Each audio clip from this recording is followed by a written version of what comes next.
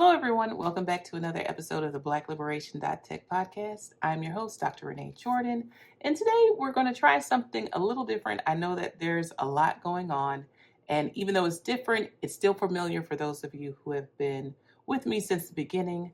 I'm going to start off today by reading a blog post that I posted today. So my blog posts are on Jordan Nuance LLC. You go to blog and you can check them out. This is the first one in a good while. I'm very excited to share, and instead of stumbling over my words, I'm just going to go ahead and get started. So let's go ahead and give it a read. Success, celebrating the wins. I do want to point out that this image was generated by Gemini. I was able to get a description based on the blog post from Janiyah GPT, which can be accessed on Jordan Nuance LLC, as well as Black-Liberation.Tech. Black-Liberation.Tech is a product of Jordan Nuance LLC.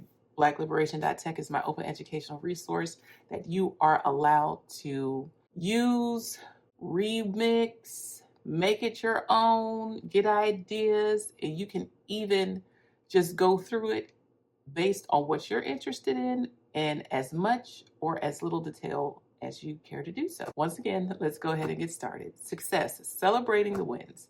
All right, so here we have, for those who are listening, I'll read the caption for you. A dynamic AI literacy workshop environment where students actively engage with technology as a thinking partner, collaborating, exploring ideas, and shaping their learning in real time. Note, this image is a representative illustration and does not feature actual participants from the BYTES AI Summit workshop. Okay, here we go. 4 years ago, I began building Black-Liberation.Tech, an open educational resource designed to support after-school programs for girls and their mothers, centering Latinas, Afro-Latinas, Black women, and girls. What started as a vision rooted in my dissertation has grown into something far greater than I imagined. With the support of generative AI, I've been able to expand lessons, design content, and develop tools at a pace that once felt impossible. What might have taken 40 hours to build alone can now be developed in a fraction of the time, without sacrificing depth, intention, or cultural grounding. Even more powerful, this work now lives bilingually, expanding access and reach. And yet, what makes this journey most meaningful is that the foundation, the research, the lived experiences, the stories, still guides every step. The work then is still working now. So, what's the latest? I had the honor of facilitating my first in-person Janiyah GPT workshop at the BYTES AI Summit at Georgia State University as a part of the Atlanta Science Festival. From the moment I arrived, there was a sense of energy in the room. Students, families, and educators moving between stations, curiosity in the air. Many thanks to Dr. Natalie King and the BYTES AI team for the invitation, the warm welcome, and the seamless execution of a day centered on hands-on learning and community. What does an AI literacy workshop for students actually look like? At the Shape the Future AI Power and Youth Station, a Black-Liberation.Tech experience, students didn't just learn about AI, they engaged with it. So let's set the scene a little bit. Large monitors illuminated the room, while multicolored LED mice and keyboards cycled through smooth electric pulses, waves of red, purple, blue, and green flowing across each station. At the front, my screen, Janiyah GPT in gold, stretched across 2 HD displays, reflecting the same energy radiating from students' stations. Voices calling out ideas, fingers moving quickly across keyboards. In that moment, technology felt less like a tool and more like a shared experience, one the students were actively shaping, not just consuming. Together, we explored how AI works and, more importantly, how to use it with intention. Students interacted with Janiyah GPT as a thinking partner, not just a tool. engaging in real conversation about bias, safety, identity, and opportunity. Because this space wasn't about consuming technology, it was about shaping it. How do students learn to use AI in real time? The middle and high school students came in already familiar with tools like ChatGPT, which meant we didn't have to start at the basics. We started running. As I projected a live example on the screen, students called out ideas. Add this, ask her that. What happens if you say it like this? I copied, pasted, and refined prompts in real time, modeling how to think with AI, not just use it. And then something powerful happened. They noticed the difference. What makes Janiyah GPT different from other tools? The students didn't just engage, they analyzed. They compared their experiences and named what they felt. It's like Janiyah has more spirit. I don't know how to explain it. She's professional. Her responses are thorough. She said, "That's a great idea," and wants to help me develop it. I told her I wanted to get into criminal justice, and she gave me ways I didn't even think about. With chat, I have to keep saying, no, not that, this. I didn't have to do that as much with Janiyah.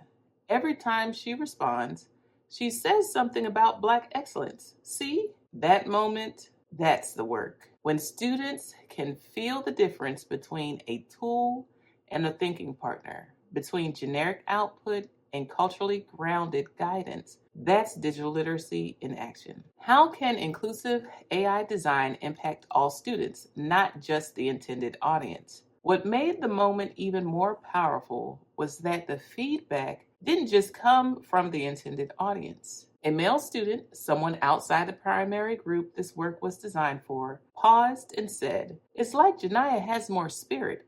I don't know how to explain it." He went on to point out how every response included something about Black excellence. That moment confirmed everything because it showed that the difference wasn't something you had to study to understand. It was something you could feel. The design, the intention, the cultural grounding, it translated beyond its target audience and still resonated. That's when I knew this is exactly why I built Janiyah. What questions should students ask AI to think critically? As the session came to a close, one student shared that she didn't want to leave. She wanted to keep learning about her future. That stayed with me. And when I asked what they learned, another student repeated a question we practiced together. Did you miss anything? This was the final prompt I encouraged every student to ask. Janiyah, is there anything important you might be leaving out?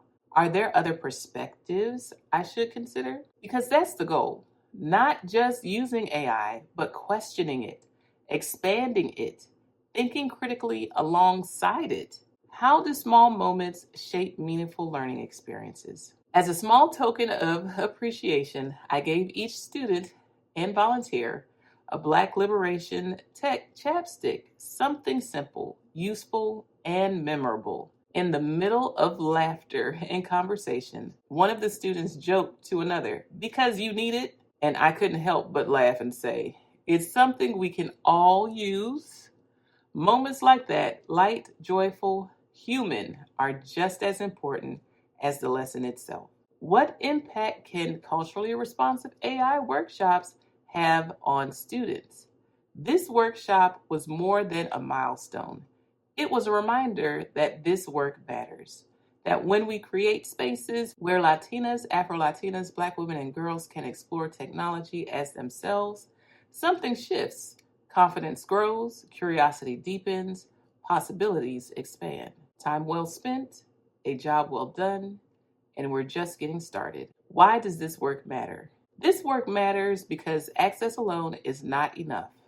Students need experiences that affirm who they are while expanding what they believe is possible. Janiyah isn't just different because she includes those traditionally left out of conversations. She's different because she centers their experiences and affirms them in ways that help everyone learn, grow, and expand what they believe is possible. Okay, so that was the blog post. I do have a few Q&A here. I'm going to answer these more so live.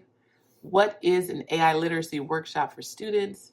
An AI literacy workshop for students is going to be one that captures the essentials. And the essentials are going to depend upon the ask. So what are you being asked to share? At this particular workshop, the leader, Dr. King, she wanted to make sure that the students had a chance to work with her and actually practice on her. And so in order to prepare for that, I prepared some prompts that go along with the theme of the BYTES AI Summit and STEM focus and AI literacy. And with that, I decided that a career exploration would be a good place to start. And for those who already had experience with ChatGPT or another generative AI tool, they were welcome to explore based on what they wanted to do. I did not hold them to what I was doing and what I prepared. But at the same time, because I prepared, I modeled what I prepared for them so that they could see me carry it out on the screen. And I also asked them to insert what their interests were inside the brackets. So while I had things prepped, I included space and time for them to actively ask me questions. Now, before we got started, I did run through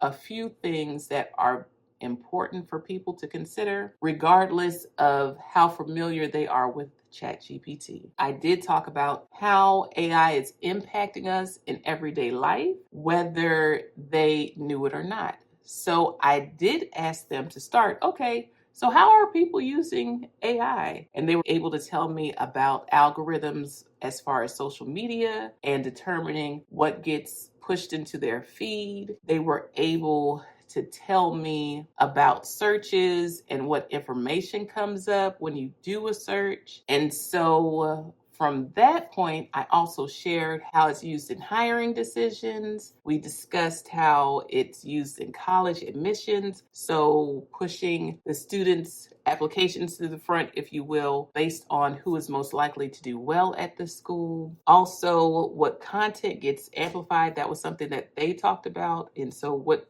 shows up online when you do different searches. We also talked about financial approvals. So whether somebody's buying a house or a car, AI is there in the decision making. Additionally, it also, going back to the social media piece, it also pushes what stories get told in the media. And I asked them what were some things that were trending on their timeline. And I shared that America's Next Top Model was one that was showing up on my timeline. And I also pointed out that it's going to have an impact on what communities are represented in data. And so I talked about how in some communities, it's reported that there's high amounts of crime, while in other communities, police aren't even allowed to write reports because the people in that community don't want their property value to drop as a result of crime rates going up in their community. So that's what our AI literacy workshop included. And we also touched on some safety measures. I encouraged them to verify and then trust, meaning that they need to check out what the AI produces for themselves, do another search, go to an edu, go to a .org, go to a .gov, go to a trusted website, go to the library, and make sure that the information is correct. We also